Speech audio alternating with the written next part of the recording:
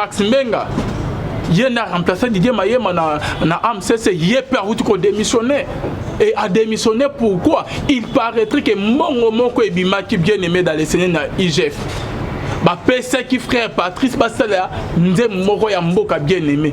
Mais Mongo on a bien aimé dans les seigneurs frère Patrice, il paraîtrait à la qui si montant au bah PC qui était à dribbler baninga na ba musicien chrétien, à rouler bango bien aimé. C'est pour cela et pousser les musiciens musu basilika ki basali nzemu ya musique chrétien to monyo pas ba musicien ba païen makamon isalami bongote mais pas ba chrétien ba mongo musu c'est bungi bien aimé dans les ba musicien musu basiliki tamba ko yeba réalité koto yo présidence ya AMCC à la kisi bango montant musus ba ke kuna ba vérifier place mongo ebimation na UGF mongo ba lobi ke montant musus ebima ke ezaki likolo makasi ya ebele mais bango ba la kisi bango montant musu ba carbone mongo ndenge sengeli et ba musicien bele ba silikaki voire même cause OK il y a démission il y a chargé à communication qui est les frères Max Mbenga ya AMCC parce que il y a pas que na yekuna ko vérifier monter bimaki mususu bango ba la kisi bango montant mususu qu'est-ce qui se passe dans le corps de Christ molimo akipidité au Bible ezobo yango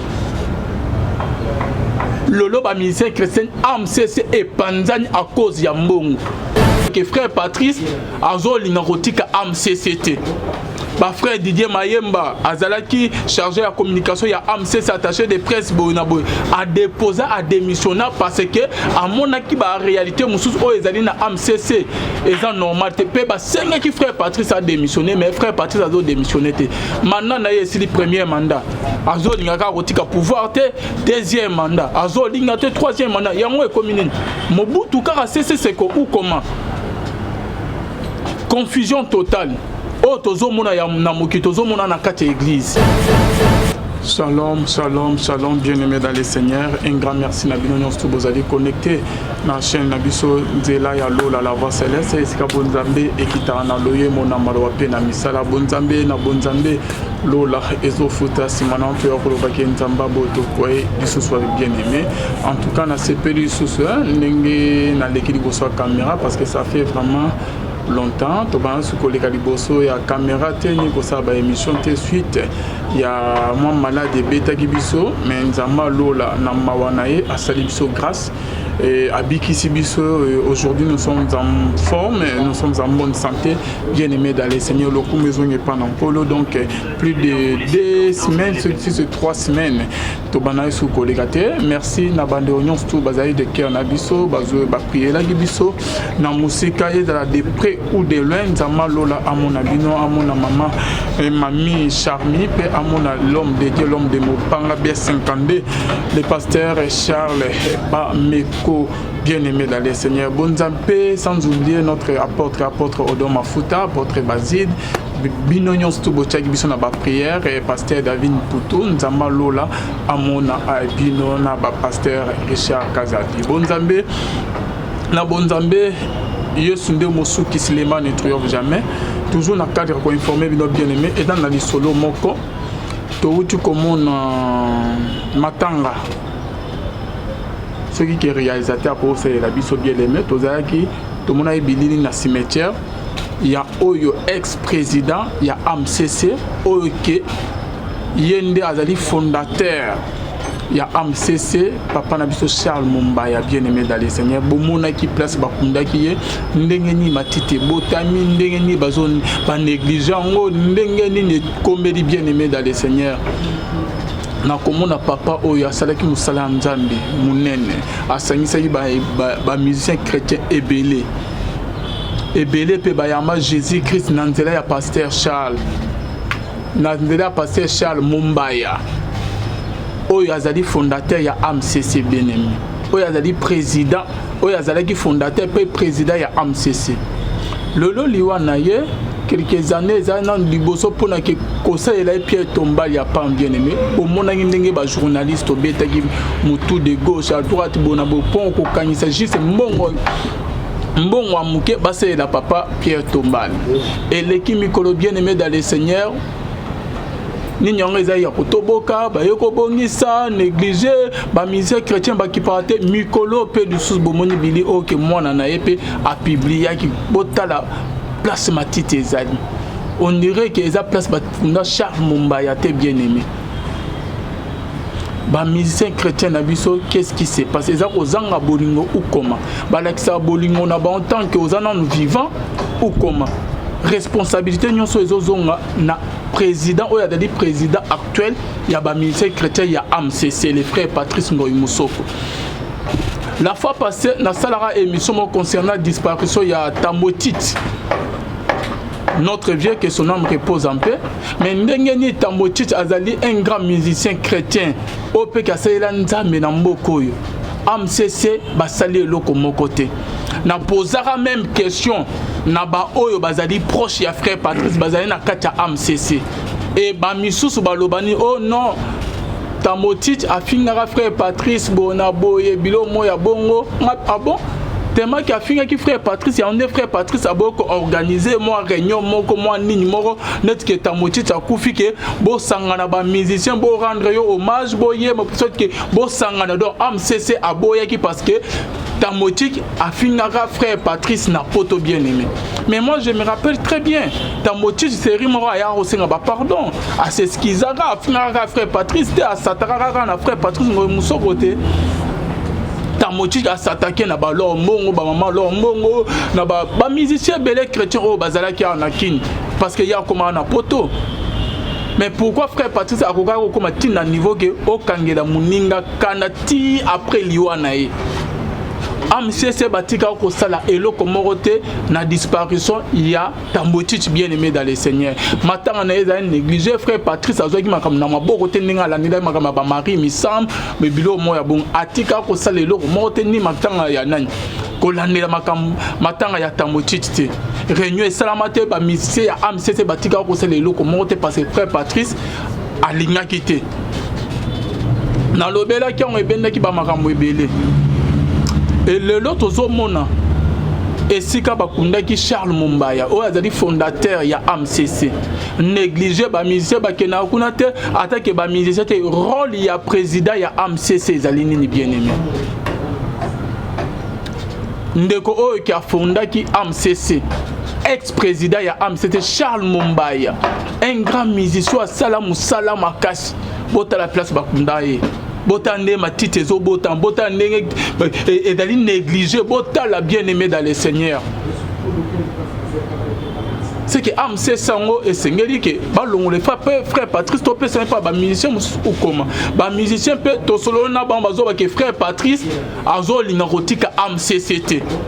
Ba frère Didier Mayemba azalaki chargé la communication ya AMCC attaché de presse bonaboy a déposé à démissionner parce que à mon aki ba réalité mususu o ezali na AMCC eza normal te pe ba senga ki frère Patrice a démissionné mais frère Patrice a démissionné te maintenant na yesi le premier mandat azo lingaka rotika pouvoir te deuxième mandat azo lingate troisième mandat yango e commune Mobutu kaka CC ou comment confusion totale. Oh, tozo mona ya na moki tozo mona na kati église. Bible ezo senga biso tozo ba exemplaire. Est-ce que ma frère Patrice azo sala? Est-ce normal toi est normalité? Mandat ya frère Patrice et c'est là depuis Kala. Deuxième et c'est là depuis Kala. Et pourquoi zone nga rotika AMCC? Ba frère Patrice, ba frère Denis Ngone Bazali OK ba ko remplacer ko continuer mon salon parce que Bazali ba icône. Ba maman Micheline Chabani, ba musicien basé belé ba Matou Samuel. Et pourquoi frère Patrice a zone nga ko céder AMCC azana ba profit mo simawana ou comment? Parce que tozo mona ba makambo essayer que frère Patrice Alex qui a président azo landela ngote. Il y a Charles Mumbaya qui Tambotite ba disparition on dirait que ba sélectionner ba musicien que ce qui ba koufi faut que ba bimawana ba landela ba makambo c'est pas normal. Qu'est-ce qui se passe au GIS na AMCC? Il paraît très peu. Mon collègue a remplacé Didier Mayema, comment il s'appelle? Frère Max Mbenga. Il a remplacé Didier Mayema na AMCC, il est perdu qu'on démissionner. Et a démissionné pourquoi? Il paraîtrait que mon Moko Ebima qui bien aimé dans les Seigneurs na IGF. ba pesa qui frère Patrice basala nze moko ya mboka bien aimé mais mongo wana bien aimé dans le Seigneur frère Patrice il paraîtrait à la qui si montant au ba pesa qui était à dribbler baninga na ba musicien chrétien à rouler bango bien aimé il paraîtrait. C'est pour cela et pousser ba musicien musu ba silika ki ba salinzemu ya musique chrétien to monyo pas ba musicien ba païen makamon isalami bongote mais pas ba chrétien ba mongo musu se bungi bien aimé dans les ba musicien musu ba siliki tamba ko yeba réalité koto yo présidence ya AMCC à la kisi bango montant musus ba ke kuna ba vérifier place mongo ebimation na UGF mongo ba lobby ke montant musus ebimaki ezaki likolo makasi ya ebele mais bango ba la kisi bango montant musu ba carbone mongo ndenge sengeli et ba musicien belé ba silikaki voire même cause ok il y a démission il y a chargé à communication qui est les frères Max Mbenga ya AMCC parce que y a pas que n'a eu qu'on a revérifié monter bimaki mususu bango ba laxi ba montant mususu qu'est-ce qui se passe dans le corps de Christ molimo akipidité au Bible ezo boyango lolo ba musicien chrétien AMCC et panzani à cause ya mbongo bazo mona que gestion ya mbongo kuneza te kipidité de ki makasi mongo ezo keneka pas musicien mongo bo mokonzi kuna bango bazo profiter na yango te lolo bo kene bo tuna na AMCC ba musicien nyonso tu ba longwa na AMCC etika ka ba jeune talent OK ba tikala na AMCC ba musicien nyonso tu ya minene ba musicien chrétien ya minene ya mboka na biso ba panzana ba se retira soué na bango za ke frère Patrice Alungo mais frère Patrice pe atingama na AMCC azolinga rotika ngote na ebite soki ba profit ni azana ba mande sini mais azolinga rotika ngote bien aimé et ba musicien tout ba se retira na AMCC so le lo qui na AMCC na ba réunion ba AMCC ce sont les jeunes talents OK ba da sima ya frère Patrice nyonso wana nini mbongo bien aimé dans le Seigneur boyo kanyezate confusion totale tozo kene wap na makambo ya nzambe to kene wap na église corps de Christ biloko ne bible ezopik ça pani beaucoup ba modèle ba exemplaire te mbongo ngo bokolia bokozo ngo ti wapi le lobe okufa okei mabele ba acte nini otikali ko sala na se mokili e nzamba lola ako juger yo escroka baninga orula baninga à cause ya mbongo zobosa na nzambe no hypocrisie ezali makasi et moi je me demande à ba musicien chrétien ezalaki ba travailler en apparence na bango au monde jeune abimi bo un artiste musicien chrétien a travaillé apparence on dirait que mon sang on dirait qu'avant d'aller dans nzambe ya lole pa na ba on dirait que bala ala ane sika mona nzambe akoya bo roloba kimia na douceur nyoso zo sentir ki bo nzambe mais hypocrite na se kuna kinduma makasi cupidité makasi de orgueil na cessé mais liboso église bo arobiba mo sang on dirait qu'ala na nzambe sika moko ba hypocrite ba tomo blanchi au Bible solo surtout ba musicien chrétien ya mboka na biso ebele baza musika ya nzambe ba hypocrite ba tomo blanchi bango moko ba kipide bango moko mulimo kinduma na cesse akobima oh Jésus bon on dirait que alala ande na nzambe sika moko nzamba lola akofuta biso ba acte nyonso tout bien aimé dans le Seigneur OK tokometa awa na samoki a un prix à payer. Bonzambe na bonzambe lola ezo futa bien aimé dans le Seigneur. Nous sommes de cœur avec l'évangéliste Philippe Lubasu oya wutiko bungisa mwasi na bien aimé dans le Seigneur. Molimo ya mama na biso epe manakimia Philippe Lubasu bien aimé dans le Seigneur. Akufeli OK boyebi très bien comme évangéliste azala un grand producteur na monde na biso ya ba chrétien. Le loto ya milan tozali na apôtre Basile OK to wutiko ya en provenance ya Dubaï a umeli moi à Dubaï, tu as mis sur une émission, ça fait tellement longtemps. Shalom, apôtre Basile. Shalom de Boalvi. Bonne santé. Nangolo Nzambié sur télévision. Bon retour au pays. Merci beaucoup, papa. Et les Guinéens à Dubaï. T'es Nzamba Sali grâce, elle est très bien. On a passé un bon séjour. Malgré un peu moins la réalité en Bokango, mais le Seigneur était avec nous. On a aussi profité, il y a un Panzapé Sangomalamu. Et puis il y a ça la moi mais pour les miens et les bien. Le banni ne coule dans l'église corps de Christ par rapport à l'hypocrisie au écoti makasi na ba musicien chrétien ba pasteur dont les tomos blanchis bazaming ba pharisien na ba scribe oyo ke bazo la kisabiso vie moussus mais en cachette baza mener pe vie moussus et là on ne ko loba autant aux loba et interpeller il y a ces problèmes sérieux, il y a leadership. Moi je me pose toujours des questions, pourquoi en Afrique, précisément en Congo, on a ces problèmes sérieux à leadership. Or Christ tango loba, Christ a fait ce modèle à leadership Abi, excusez que celui qui veut être grand parmi vous soit votre serviteur. Donc leadership il y a Christ consiste il y a pour servir.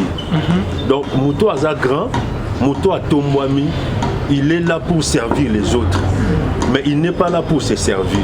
Mais contrairement, il y a leadership, il y a Congo, c'est ça qui pose problème.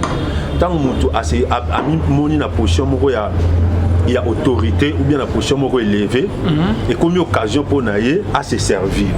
Et dans le cas de se servir, moi, a comme une difficulté à Tikango. Pas dire que si on a Tikango, moi, se servir les sous. Exact. Ok. Quand le leader a à la contre il y a un principe biblique. On a l'endu très bien dit en principe de Patrice il faut l'église au milieu du village en tant que chef, en tant que leader. Parce que quand tu es leader, mokonzi azara mokonzi abatunios. Mokonzi azara te pona batamite mamalam. Mokonzi azara te pona batamite yamite mamabe. Mais mokonzi azara mokonzi abatunios. Et à la musicien moko à l'esa qui on a ba propos naé. Et à la musicien moko tenagi ba propos moko désobligeant vis-à-vis na yo ou bien ils à la mission moko à salem makamo et c'est ça côté mais le col a yo aux supérieurs na ye quand il a des problèmes il faut assister nenye moko na musicien ou aloba malamu po na yo. C'est ça être un chef. Même la Bible dit quoi? La Bible dit Dieu est bon pour tout le monde. Nzambe tanga bimsamo ya bimsamo iteke na bimsimo yo ka pona ba o ya ngai. Non? Alors, tout leader chrétien, il faut que modèle, il y a leadership, il y a Christ, et Zali que celui qui veut être grand parmi vous soit votre serviteur. Et là, il y a hypocrisie, et là, il y a double face. Il y a détruire l'église. Il y a un peu ils ont fragilisé, il y a un moni, et que ce soit musique chrétienne, que ce soit ma plateforme moins émergée, exacté. Parce que Moutounion, ce temps au Kamba, il faut qu'il y a un délai. So délai on est coquille au ticket il peut baninga mususu. Alors babiloko wana ba abus de pouvoir ba hypocrisie ba double face c'est ça là que ils ont fragilisé moi ma plateforme et avancé malamu ezate.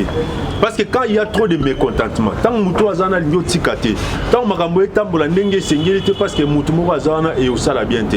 Moi je crois na neko frère Patrice na croyant en la sincérité na croyant en le ministère c'est question seulement à recadrer ma kamususu parce que les chantres sont beaucoup à l'église du Seigneur. C'est-à-dire ba chantre ba pesa bisu belé.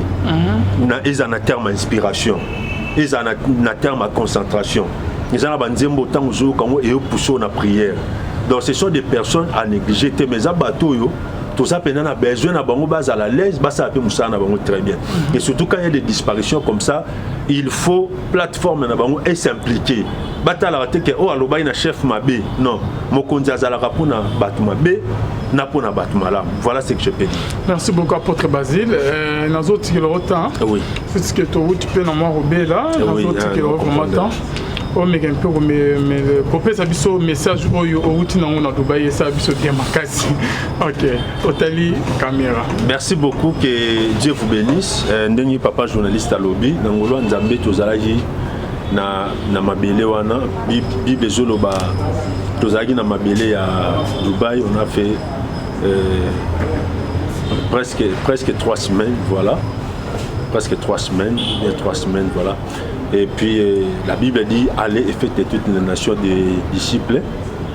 L'épée d'État que Dieu nous a donné là-bas, on a aussi l'état de côtoyer les gens, de travailler aussi, et puis il y a pour se débrouiller selon les nzambe sunga ibiso.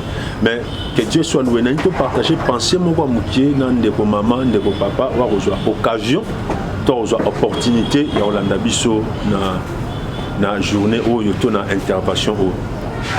Bien aimé, il faut qu'on ait au mot. Satana bakanga été. Satana batika yaza libre. Ba démon bakanga bangote. Les esprits impurs bakanga bangote.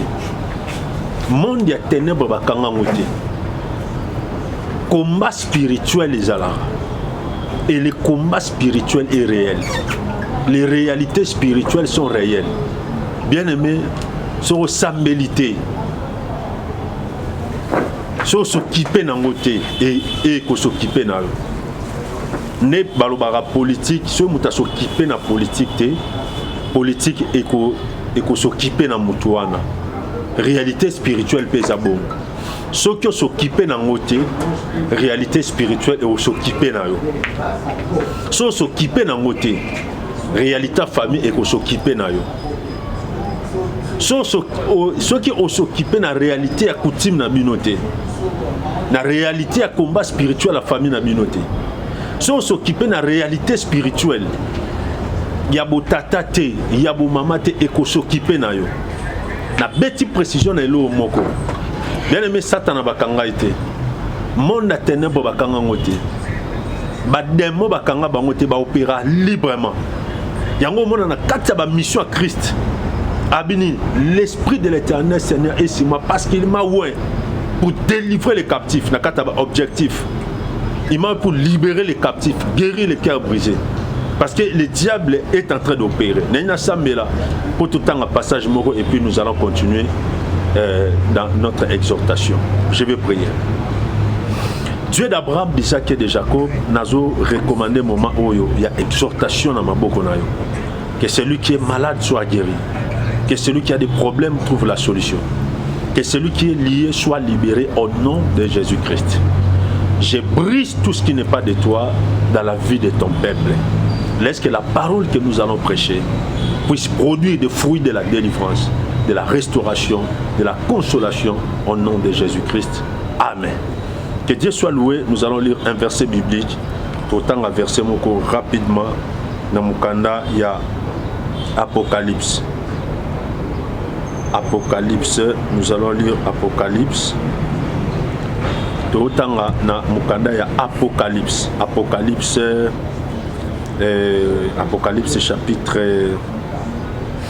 Apocalypse chapitre 12, le verset 12. Je lis au nom de Jésus-Christ. La Bible dit, Nabali 11, ils ont vécu à cause du sang de l'agneau. Oui.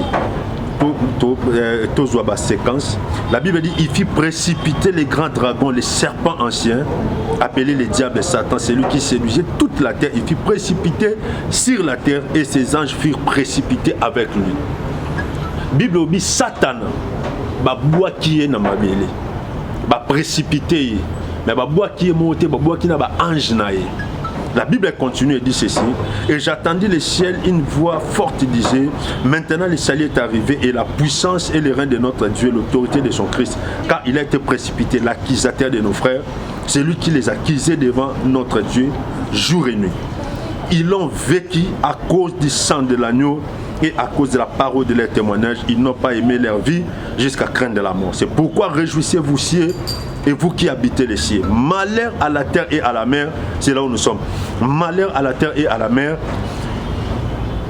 Et à la mer, car le diable est descendu vers vous, animé d'une grande colère, sachant qu'il a peu de temps. La Bible dit malheur à la terre et à la mer, car le diable est descendu vers vous, animé d'une grande colère, mais sachant qu'il a peu de temps. La Bible dit malheur à la terre et à la mer, car le diable au total, verset 9, va précipiter, va boiter. Dans verset 12, Babi, malheur à la terre et à la mer, car le diable est descendu vers vous, animé d'une grande colère, mais sachant qu'il a peu de temps. Non seulement la Bible est ici sur que Satan a boité, mais la Bible est sur attitude naïe. Attitude ya muto babouaki. Attitude ya Satan na babi, il est animé d'une grande colère. Mais la Bible dit sachant qu'il a peu de temps. Le colère bi kana tamuke. Aosa makam nakanda. Yango zomo na moye mukile vanda kimezate. So lelo bolali bolamu ki tsunami mo esalami na kwa mo ya monde. So bolali bolamu ki tremblement de terre mo quelque part au monde et puis des milliers de personnes meurent. So bolali bolamu ki guerre moko et s'est soulevé. lelo toza na invasion ya Russie na Ukraine. Nyonso wana eza nini? Le diable est descendu sur la terre, précipité sur la terre, mais il a peu de temps. Et n'a peu de temps wana, il en profite pour faire des dégâts. Et bien aimé dans le Seigneur, ceux qui prièrent exaté, ceux qui koluka nzambe exaté, ceux de délivrance exaté, le diable va te dévorer. Le monde des ténèbres va te dévorer. Yango no mona lelo moye mukile vanda kimezate. Yango mona lelo même ba famille moye vanda kimezate. Pourquoi? La Bible dit malheur à la terre et à la mer car le diable est descendu vers vous. Bien-aimé, to bundane nemi mo ba kangi te ba pese ba limite te. Ba tchelie ba barrière te. To bundana ennemi mo invisible ba boakie wana. Ndeko wana besoin sambela. On a besoin de profondeur à prière. On a besoin de nzambe pour le mariage. On a besoin de nzambe pour la santé. On a besoin de nzambe pour le business na yo. On a besoin de nzambe pour le diplôme, pour le maïlo nzamba pesa yo. On a besoin de nzambe pour le mobile, pour le moisi, pour le bano nzambe a pesa yo. Parce que yeba que Satan anda kitiwana a au sepelate a mono malam. Mokila molile au sepelate au s'épanouir. Monde à ténèbres et au sepelate mon abana no ba au s'épanouir. Monde à ténèbres et sepelaté et mon mariage na yo et au fleurir. Monde à ténèbres et au sepelaté et mon que tu commences à gagner ta vie avec ton diplôme. Bien aimé, la Bible a dit malheur à la terre et à la mer. Ndeko, soza muta prière te. Soza muta osambelate. Au côté na liste bateau au Bible au côté na ka bateau à malheur. Yango to pona nzela prière. Yango to pona nzela o lukanzambe, to pona nzela délivrance. Poto za na mulongo bateau à malheur te. Poto za na mulongo bateau Bible et l'homme qui se confie à l'Éternel. Bien aimé, les réalités spirituelles existent parce que les diables existent. Les démons existent. Les esprits méchants existent. Éphésiens Abini, nous n'avons pas à lutter contre la chair et le sang, mais contre les dominations, contre les principautés, contre les esprits méchants dans les lieux célestes. Ndeko tala vie no bien, tala pena santé no bien, tala ndaku no, tala mariage no, tala foyer na yo. On se rendre compte qu'il y a quelque chose de spirituel qui ne marche pas. Tala via banana yo. On se rend compte qu'il y a quelque chose qui ne marche pas. La Bible dit malheur à la terre et à la mer. Bien aimé, toi, on attend distraction. Toi, on attend mouta distraire. Oh, bah, combat spirituel, on est à la raté. Oh, maman, bah, délivrance, on est à la croyance. Bien aimé, Zalara. Mission Nzamba Pesara Yesu. Ezaki a libéré bateau. À part à couper la bisso. Mais Zaki peut appeler son modèle. Mais aïe, pas libérer bateau, non, sur Satan Kanga. Bien aimé, ezama kamso o monango, ezama mamoite et amamba butu. Ta la vie no bien. Okoma la ba frustration. Okoma déprimé. Okoma déboussolé. Oui batena maramo na uti nango wapi. Des fois aussi mbongo mais okoma ozanga kimé sengwezate. So moni babiloko wana. C'est que le diable est en train d'agir. Yangwana joie contact nabiso, nous allons prier pour toi. Nous allons gêner avec toi. Et le Dieu de la Bible, le Dieu de la délivrance, il va opérer la délivrance dans votre vie. La Bible dit Dieu n'est pas un homme pour mentir. Dieu n'est pas un fils selon pour se repentir. Ce qu'il dit, ça s'accomplit. N'habitez au bikaba moment ni. Ozo bikaba situation ni. Satan a précipité, mais la Bible dit malheur à la terre et à la mer. Nekoso kwa ina maboko Satan a oyoka mawate. Monde à ténèbres yoka mutu mawate. Mokila molili ezara na pitié te. Ya omoni bato bakenda ko luka vi na banda ko banganga. Bato bakenda ko simba bakisi po ba koma na ba mbongo, po ba koma na ba biloko mokilo. Bien aimé, Sokazui, en tant qu'un homme de Dieu, on a eu cette opportunité de parler avec ces gens. Bien aimé, Satan a yoka mawate.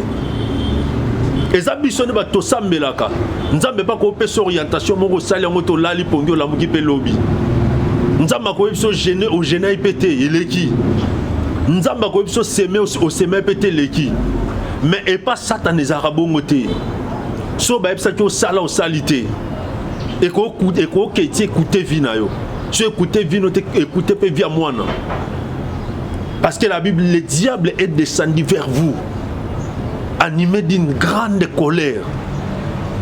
Et ça, Batmsuna Samabele, Baobika Kanda Satana, Baobika Kanda monde à ténèbres, Baobika Kanda famille, Bachakio wana yofo salaka kindumba na famille, Bachakio wana yofo zalaka wana otanga classe te, Bachakio wana yo komo na bola mute na vie, ozalaka mutumo apasi.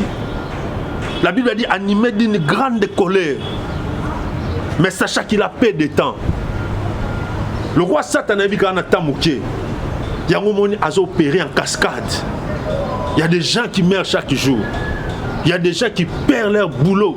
Qui perdent leur boulot chaque jour. Pourquoi? Parce que l'ennemi qui est là, il a vu qu'il y a un temps mouké. Ma soeur n'a pas combat, mon frère, ma soeur n'a pas combat spirituel. N'a pas combat ma belle. Si vous êtes distrait, vous pouvez vous faire vivre. Vous pouvez surtout ok déjà. Le monde a ténèbres qui est là, votre apparence et votre réalité. Ma cambo le baiser belé, mais médias c'est le temps. Mais les combats spirituels existent. On a besoin de prière. Il y a un bateau qui est kanda le monde à ténèbres. Kanda parce que au voyageur.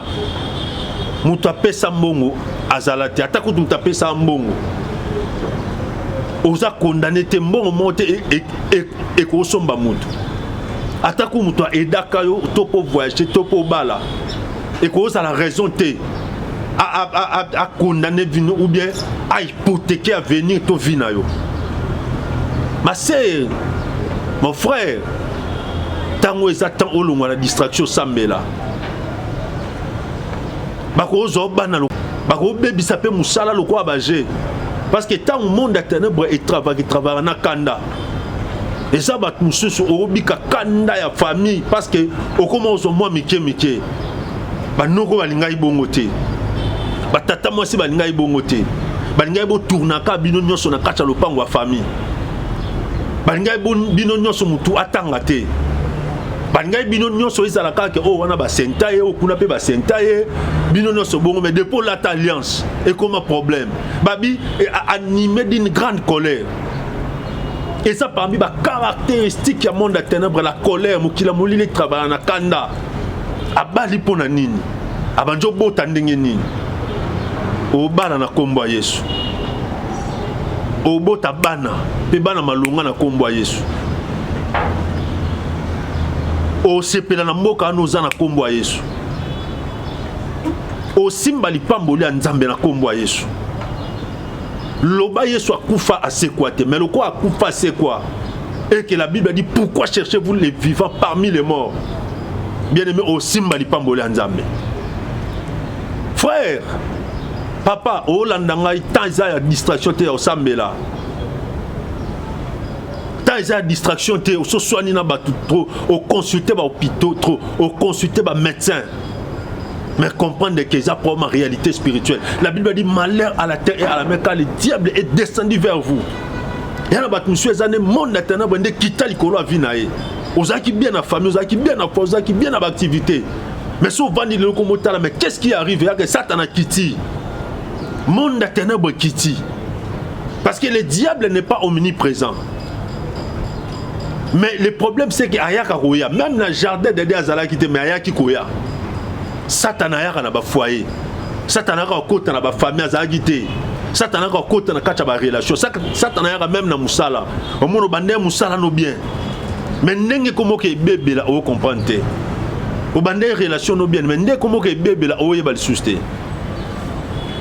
na bondeli na kombo ya Yesu nzamba kangolo place wana non que non chité pour les sa mutumo a Holandangai nzamba salo grâce mon frère ma sœur na komi na Dubaï na bino toi na musala o sale belé Toi na mateya ebele, toi na musala osala ebele. Ozomona prostitution na balabala. Ozo revenir tobi maintenant mais toi na Sodome et Gomorrhe ou quoi? Eza prostitution ya butute, eza prostitution ya tongole bozo bima. Des prostituées sont là batemi na balabala ba obenga yo mwana mobali. Oza mukolo, oza mwana muke, oza la koko, oza nani. Mon frère, tu as besoin de prier.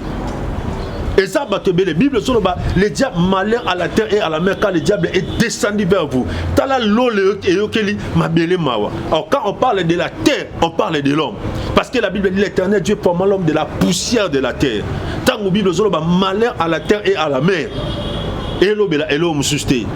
Et l'homme mawana batu. Mukilo toza so sambelité. Oza la victime ya famille. Oza la victime ya sorcellerie à famille. Oza la victime ya coutume à famille. Oza la victime ya malédiction à famille. Wana besoin ba sambela pona yo. Wana besoin ba loba maloba. Yango zo contact na biso. Nous allons prier pour toi. Nous allons gêner avec toi. Et le Seigneur va te délivrer de cette situation. Ba te belé satana kita na vie na bango kita na maladie. Yango maladie no tamboli nango ba place ebeli sila ate. Batusu satana kita na vie na bango kita na divorce. Liba les akibé mais comment que non panzana. Ma sœur Sambela, mon frère Sambela. Ba te belé satana kita na chômage. Ozaki mutaba chance à misala mais era li souté. Batmusu satana kita na stérilité na cha vie na bango. Mabote kangama olongola peze mité. On a besoin nzamba intervenir na kati ya vina. Batmusu satana kita azwa maile na bango akenda nango. Et ça batmusu satana kita bloquer ba relation. Ozara su na relation te. Quand tu as un problème aux 8 téléphones, au tindi qui ont likolo, zong si on a se, on se poser la question mais je vais na obenga nani. Frère, tango ezata osambela. Oluka nzambe na vie na yo. Kota contact na biso nous allons prier. Le Seigneur de grâce, le Dieu de l'alliance et de fidélité. Nzambo ebisa ki Abraham abi marche devant ma face et sois intègre. Ta récompense sera grande. Il veut faire quelque chose dans ta vie.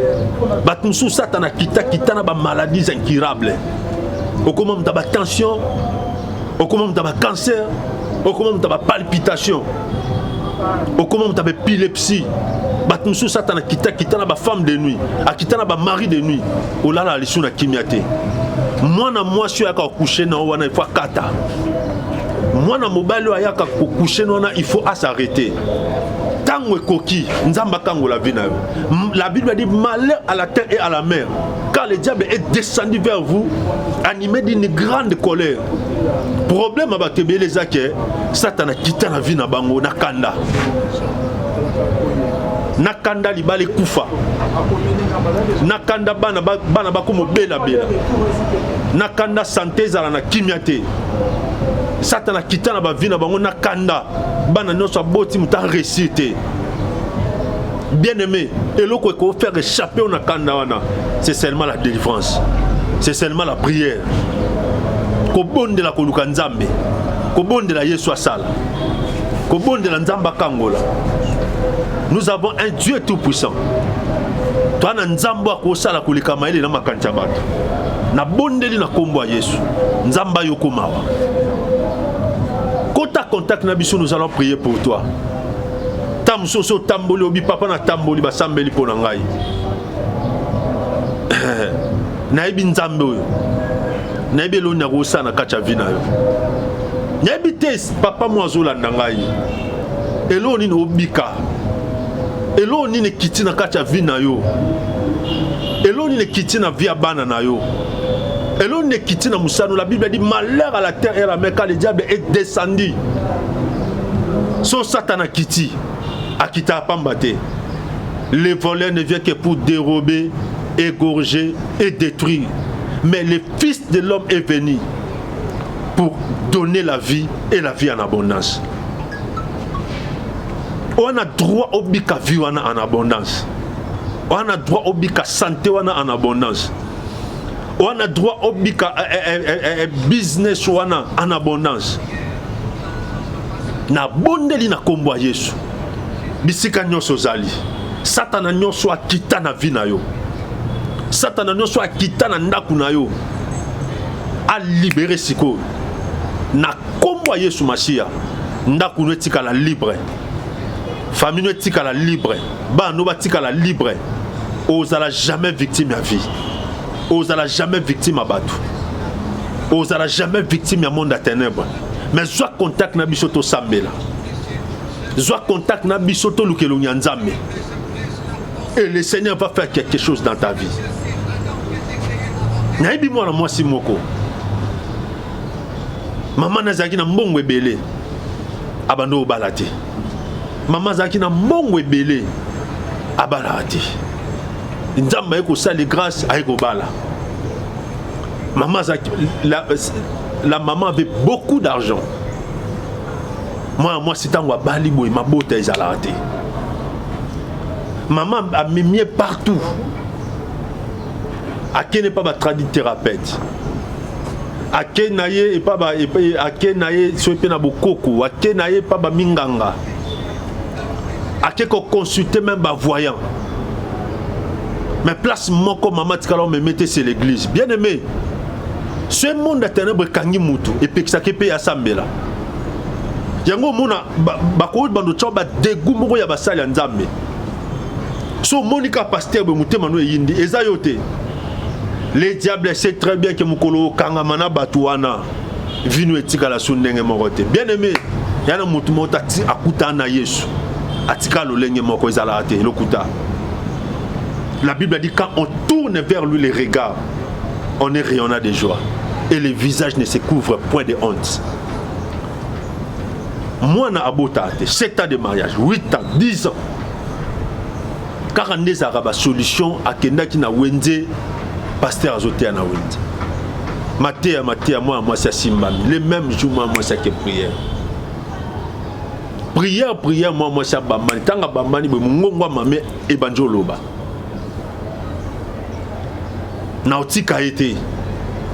Makila na ye o fe pesa bana ya onde epesa ngambongo ngana obimana nzoto ote. Mais maman libérez moi na maman habité na otika moi no te parce que ceux qui y a boti ngape ba entreprise na ngekoyi. Bien aimé service à délivrance makile bimi na kata nzoto. Donc makile bimi téléphone à moi na ebando sonné maman banda bande ko benga. Maman banda bande ko benga. Tant que maman est au moi, c'était déjà trop tard. Maman est ici moi na téléphone a bien logo sali. Kolukanga le susté. Moi na comprendre que Isaac ba réalité. Bien aimé, t'as la méchanceté. Donc on Satan a quitté la vie à moi na moi si. Azuma bota kandi. Malheur à la terre et à la mer. Car le diable est descendu vers vous, animé d'une grande colère. Satan a quitté la vie à Moutou. Ako qui tape na business, ako qui tape na affaire, ako qui tape na santé, ako qui tape na projet. Satan a quitté na vie à Moutou. Bako qui tape pandi famille, bako ako qui tape a kandi santé. Au vent de zoé batte mais est-ce que o ezanga ou bien raté? Satan a qui tape na beti de Moutou. Au moni aux aki na cursus no bien, mais e baby ka abou. Nazo bonde la mutumo azola nangai. Oza victime à mutute. Oza victime ya monde à ténèbres. Mais eloko ko longo na makamwana. Eza prière, eza délivrance. Kota contact na biso, nous allons prier pour toi. Nous allons donner des orientations.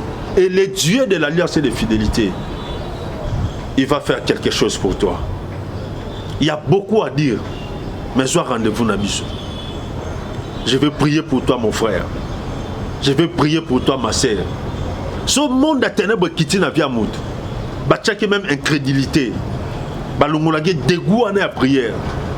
Au monde, si on Monica pasteur na télévision, ah, bah venturier, bah escroc, non, ça me oh, tu as besoin de la prière. On a besoin d'intervenir à côté, opérer quelque chose dans la Kachavina. Nzambe akangola mutu moko abimission na kati ya réalité ya famille o Satan akita na vie na o abimission na se ya kanda monde ya ténèbres abimission na se ya réalité o so empêcher mo na bolamu na vie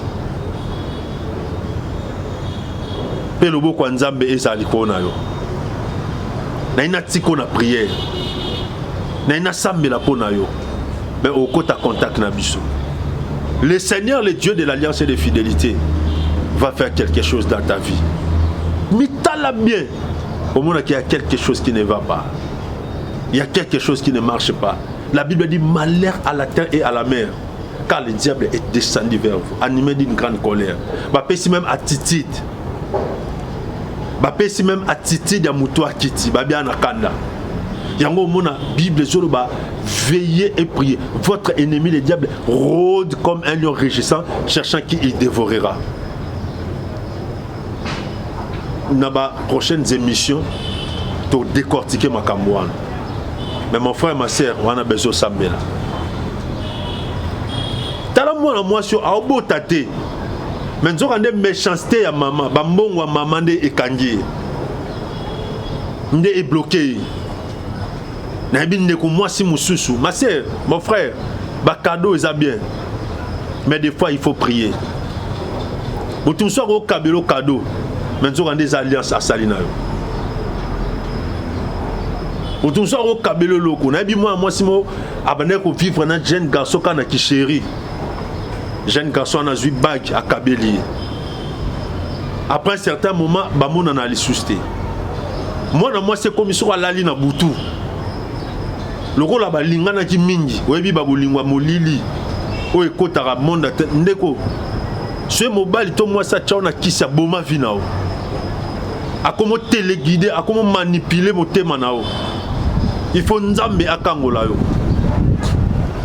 so moi si to mobile tchaona ba kisi a bloquer ba sentiment a bloquer ba sentiment na yo abomi vinao. Moi c'est comme il sera là na Boutou. Il faut sentir dans le beau qu'on ait une sensation moko. Si une sensation de salami, il faut moi na mobile mo wa bima azoyer na Boutou. Liboso ba no comprendre té. Soit yo ki sensation na liboko, il faut esprit moko y apparaître. Esprit moko faut y apparaître. Après des moments yo comprendre que bag batike la yoana. Nous avons des bagues wana ezaki bagte mais ezaki alliance mobimba mwana mobile ya salisa qui est na démon et démon na comme ko oppressé vinaye na ina sambela na tiko na prière na ina sambela na tika bana na yo famille no ba projet ba activité na kacha prière et que nzambe asalo grâce nzamba kango la vie na yo mon frère mambo lo baiser belé mais les médias c'est le temps.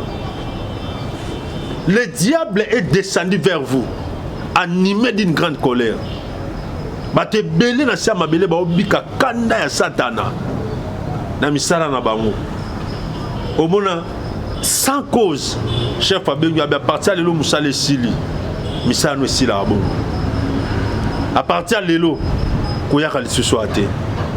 Mais nzambe amawa, toi na mois de juin. Toi na période de Pentecôte. Il veut faire quelque chose en toi. Na sambe la pona yo, nzamba kango la vie na.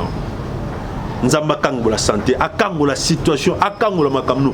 Nzamba bimiso na se influence ya Satan o akita na vie no. Ndeko so monde de ténèbres et kita na katino et kita pamba de. Yango moni Bible obi malheur à la terre. Ba famille to bimeli. Il y a une réalité. Sans s'occuper de la réalité spirituelle et qu'on s'occupe de la réalité. Il y a des gens qui ont fait le monde à Bolam. Ils ont fait une vie. Mais ils ont fait la vie. Vous voyez pourquoi? Parce que Satan a quitté la vie là-bas. Parce que le monde des ténèbres a quitté la vie là-bas. Sans s'occuper de la réalité spirituelle et qu'on s'occupe de yo. Yango monena ba boti mususu a s'occuper na réalité spirituelle ta tikeli yango bana. O solana moi na zo biso abi maladi o maman na biso pe a souffrir non. O solana moi na zo biso ngai papa na biso pe maman na biso pe a divorcé. Papa na biso pe balongola ke na musala kana ba même formule. Na ina sambela pona yo. Nzambe a salo faveur. Nzambe a salo grâce. Jo maboko tchana direction na ngai. Dieu d'Abraham, d'Isaac et de Jacob. Tika moto nyonso o satana kita na vie na ye. Na vie abana na ye. Na santé. Na musala kande na oloba. Ozala délivrer au nom de Jésus-Christ. Que ta vie soit délivrée. Que tes affaires, que tes projets, que ton mariage, que la vie de tes enfants soit délivrée au nom de Jésus-Christ. Que la paix de Dieu qui surpasse toute intelligence et kangola yo, et kangola bana, et kangola makamno nyonso na kombo isutolobi. Amen. Nzambe apambola biso, benga biso na plus 243 89 69 16 721 plus 243 89 69 16 721. Au Zwabiso, numéro 1, nous appelons numéro WhatsApp directement. Au Zwabiso, nous allons prier pour toi et le Seigneur ne manquera jamais à te bénir. Nzambe apambola ndeko Alvin, apambola chaîne Nabiso, la voix céleste, ndeko soutien na yo et vous avez une bénédiction pour nous. Soutien na yo par rapport à chaîne Mounene Oyo, soutien na yo par rapport à Moussala Nzambe, ça sera une grande bénédiction pour nous. Que Dieu vous bénisse. Que Dieu bénisse notre chaîne. Nzamba pambola batnyo so baswa ki tapona olanda biso. Tokutani à la prochaine. Que Dieu nous bénisse.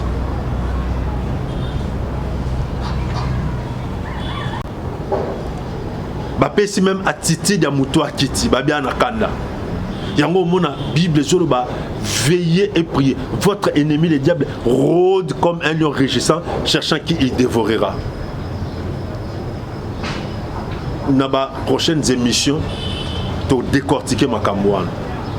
Mais mon frère et ma soeur, on a besoin de Sambela. Talamouana, moi, sur Aobo Tate.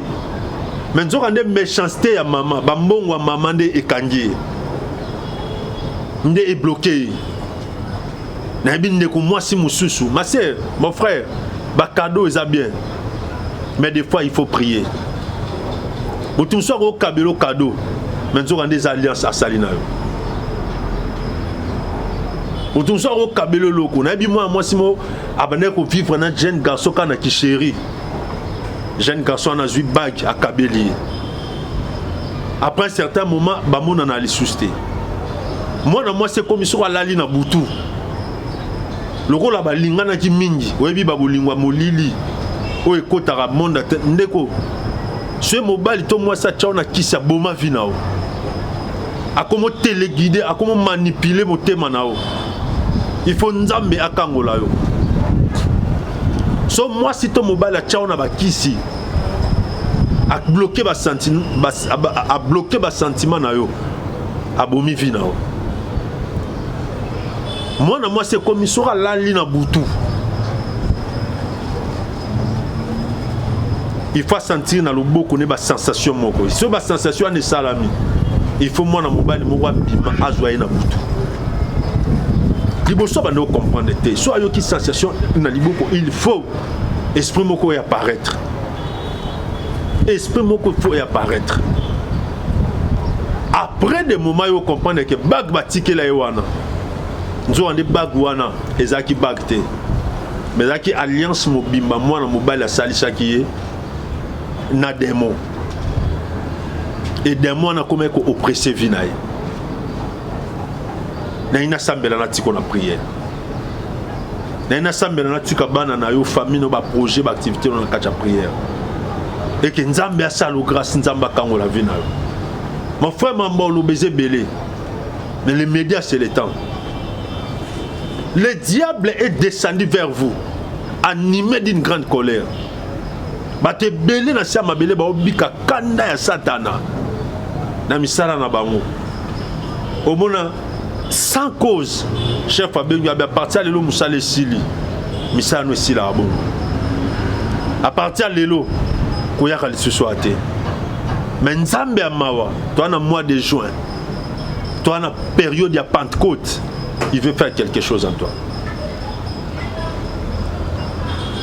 na sambela pona yo nzamba kango la vie na nzamba kango la santé akango la situation akango la makamno nzamba bimiso na se influence ya satana o akita na vino ndeko so monde de ténèbres ekita na katino ekita pamba de yango moni bible obi malheur à la terre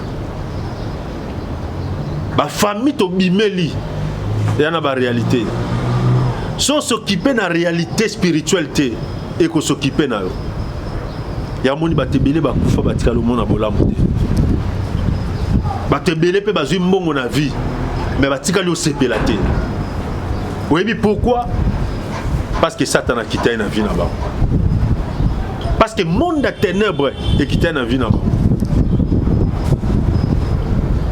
so s'occuper na réalité spiritualité et ko s'occuper na yo yango moni na ba boti mususu a s'occuper na réalité spirituelle tatike yango bana o sula na mwana zo biso abi maladi o mama na biso pe a souffrir non o sula na mwana zo biso ngai papa na biso pe mama na biso pe a divorcé papa na biso pe balongola ke na musala kana ba même formule na ina sambela pona yo nzambe a salo faveur nzambe a salo grâce jo maboko tcha na direction na ngai Dieu d'Abraham, d'Isaac et de Jacob, tika moto nyonso o satana kita na vie naï, na vie abana naï, na santé, na musala kande na oloba, ozala délivrer au nom de Jésus-Christ. Que ta vie soit délivrée, que tes affaires, que tes projets, que ton mariage, que la vie de tes enfants soit délivrée au nom de Jésus-Christ. Que la paix de Dieu qui surpasse toute intelligence et kangola yo, et kangola bana, et kangola makamno nyonso, na kombo esutolobi. Amen. Nzambe apambola biso, benga biso na plus 243 89 69 16 721 plus 243 89 69 16 721. Ozwa biso numéro 1 les appels numéro WhatsApp directement. Ozwa biso, nous allons prier pour toi et le Seigneur ne manquera jamais à te bénir. Nzambe apambola ndeko Alvin, apambola chaîne na biso la voix céleste, ndeko soutien na yo et vous avez une bénédiction pour nous. Soutien na yo par rapport à chaîne Mounene Oyo, soutien na yo par rapport à Moussala Nzambe, ça sera une grande bénédiction pour nous. Que Dieu vous bénisse, que Dieu bénisse notre chaîne. Nzamba pambola batnyo so baswa ki tapona landa biso. Tokutani à la prochaine, que Dieu nous bénisse.